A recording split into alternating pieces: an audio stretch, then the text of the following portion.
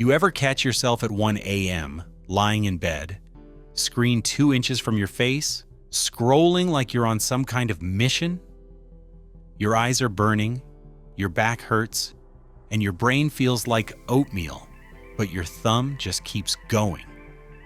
It doesn't matter if you've seen the same recycled memes 3 times already. You keep scrolling, convinced the next post will be worth it. And then you wake up the next morning, exhausted, feeling worse than you did the night before. So why does this happen? Why is scrolling designed to make us feel drained, anxious, and weirdly empty, yet we keep coming back for more?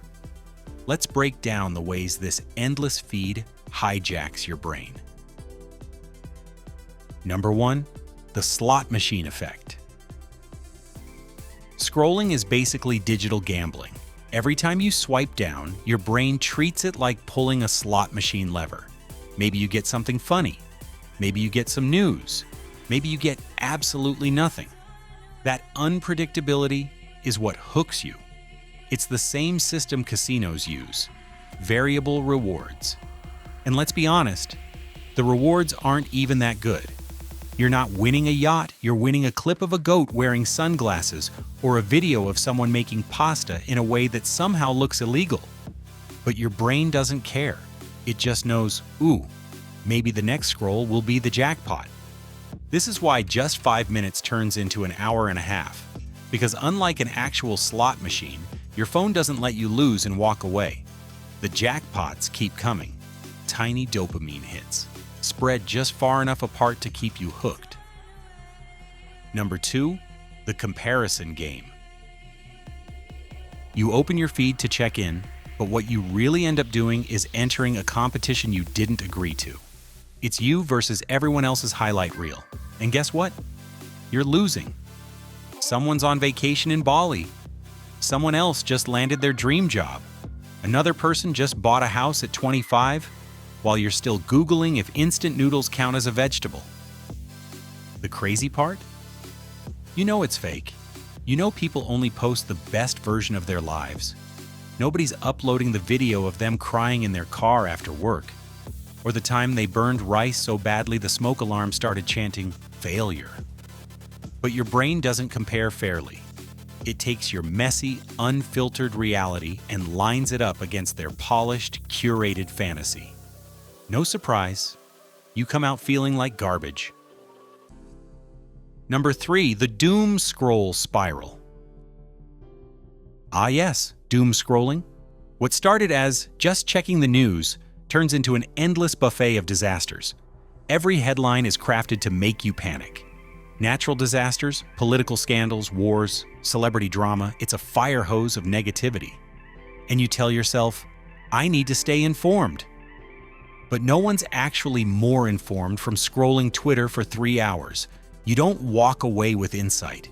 You walk away with a pounding headache and the belief that the world is ending at least 5 times a week. The worst part? You can't look away. Bad news is like a car crash. You hate it, but you stare anyway. And because these apps know outrage and fear keep you hooked, the algorithm feeds you more of it. The longer you scroll, the more you feel like the world's collapsing. It's not just unhealthy, it's addictive misery on tap. Number 4, the illusion of rest. We lie to ourselves. We say scrolling is a break. I'll just relax for 10 minutes and scroll through TikTok. But that's not rest. It's mental junk food. Real rest makes you feel better. A nap, a walk, even just staring at the ceiling for 10 minutes is actual downtime. Scrolling tricks you into thinking you're relaxing. But your brain is sprinting the whole time. Colors flashing, sounds blasting, jokes, arguments, recipes, tragedies, all hitting you back to back in seconds. By the time you put your phone down, you're not rested. You're overstimulated, frazzled, and somehow more tired than before. And then you feel guilty for wasting your time, which makes you, what? Scroll more to distract yourself from the guilt. It's a trap so perfect, it almost deserves applause. Number 5, the highlight reel hangover. Social media is basically a museum of bragging rights. People only hang the polished exhibits, the engagement rings, the beach vacations, the "look at me, I woke up at 5 a.m. to run a marathon before work" selfies. What they don't put on display are the arguments in the kitchen, the overdue bills, the nights spent crying into a pillow, or the fact that last night's dinner was just a sad bowl of cereal. So after a long scroll, you don't walk away just entertained. You walk away convinced you're falling behind. It feels like everyone else got handed the secret manual to life, while you somehow missed orientation day. They're all climbing mountains, while you're just trying to find clean socks. That's when the highlight reel hangover hits. Everything looks shinier and more effortless on their end, while your own life feels dull, messy, and stuck in neutral. The irony is, if you actually saw everything behind those carefully cropped posts, you wouldn't feel that way. You'd see the filters, the bad angles, the stress, the chaos that never makes it online. But social media isn't built for honesty. It's built for envy. The whole design is to make you look, compare, and keep scrolling, hoping one day your life might look that polished too. Number 6. The fake social fix. Likes, comments, fire emojis. They trick your brain into thinking you're being social, but they're not the real thing. What your brain actually craves is eye contact, hearing someone laugh in real time, feeling understood in a conversation that goes deeper than a thumbs up. Double taps don't replace that. Scrolling offers the illusion of connection. You see familiar faces, maybe drop a comment, maybe get a quick reply, and for a split second it feels good, like you're part of something. But that feeling dissolves almost instantly, leaving you lonelier than before. It's like scratching an itch with sandpaper.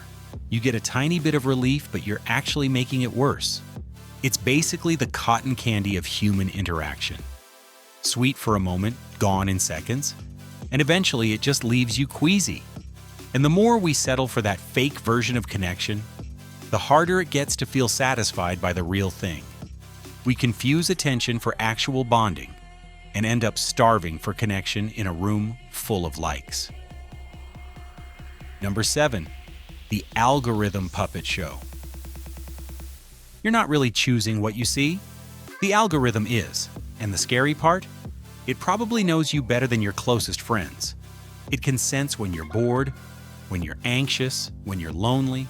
It knows exactly the type of post that will keep your thumb flicking. Whether that's a funny video, a heated argument, or a perfectly timed dose of drama.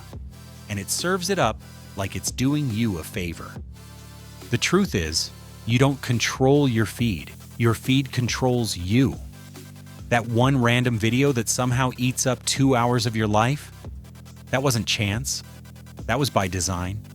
You think you're scrolling freely, but in reality, you're being led down a carefully crafted path designed to hold you there as long as possible. And the longer you stay, the sharper it gets. Every like, every pause, every scroll teaches it more about your weak spots, your guilty pleasures, your insecurities. The stuff you don't even realize hooks you. What feels like killing time is actually time being harvested, drip by drip.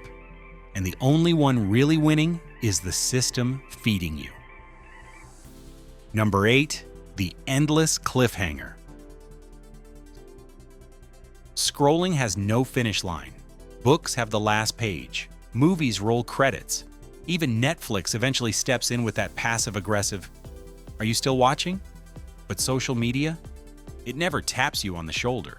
There's no end, no pause, no built-in signal to stop. It's an endless treadmill, and you're sprinting without realizing it. There's always something waiting. The next post, the next video, the next meme that makes you snort laugh for half a second before you move on to the next. Your brain is wired to crave closure, to reach a conclusion, to finish the story. But scrolling never offers one. It's a cliffhanger that drags on forever. That's why it feels so impossible to put the phone down. You're chasing an ending that doesn't exist. It's like trying to scoop water with a fork. You can keep trying, but you'll never get there. So you keep falling deeper into the feed, waiting for some magical sense of completion that never arrives. Instead, you just keep going until your eyes blur, your battery gasps its last 2%, or you drop your phone on your face in bed and take that as your sign to stop. And even then, part of your brain whispers, one more scroll won't hurt. Number 9, the fake productivity trap. Scrolling tricks you into believing you're being productive when you're really just decorating procrastination with a nice filter. You watch a video titled 10 Ways to Change Your Life Before Sunrise, while lying flat on the couch at 3 p.m. surrounded by empty snack wrappers. Or you follow motivational accounts and convince yourself that hitting like on someone's hustle, quote, somehow counts as self-improvement. Spoiler, it doesn't. Most of the time, it's just procrastination cosplaying as productivity.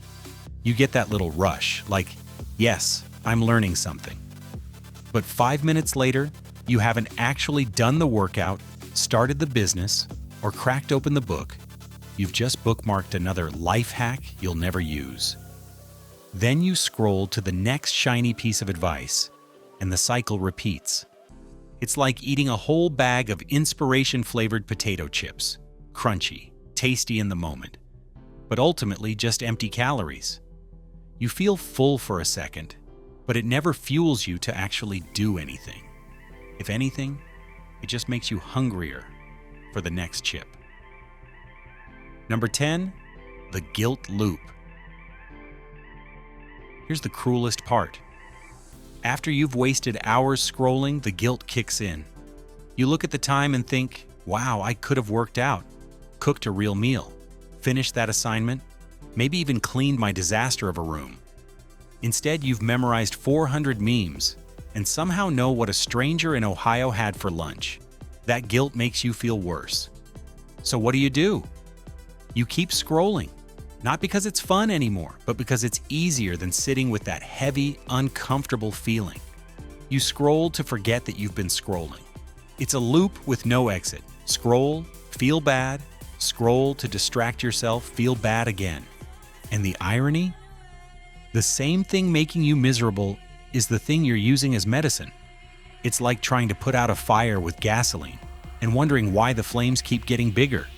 The more you do it, the deeper you sink, until your brain feels fried and your self-esteem is somewhere under the couch with all the lost socks. So why does scrolling make you feel worse, but you can't stop? Because it's not an accident. It's a system designed to hook you with dopamine, feed you comparison and panic, give you fake connection instead of real bonds, and keep you chasing an ending that doesn't exist. The truth is, the apps aren't broken. They're working exactly as intended. You're not failing by feeling drained after scrolling. You're experiencing the product exactly the way it was engineered. And the only way to win? Step away sometimes. Put the slot machine back in your pocket before it drains your brain. If you want more videos like this, hit subscribe so you don't miss the next one.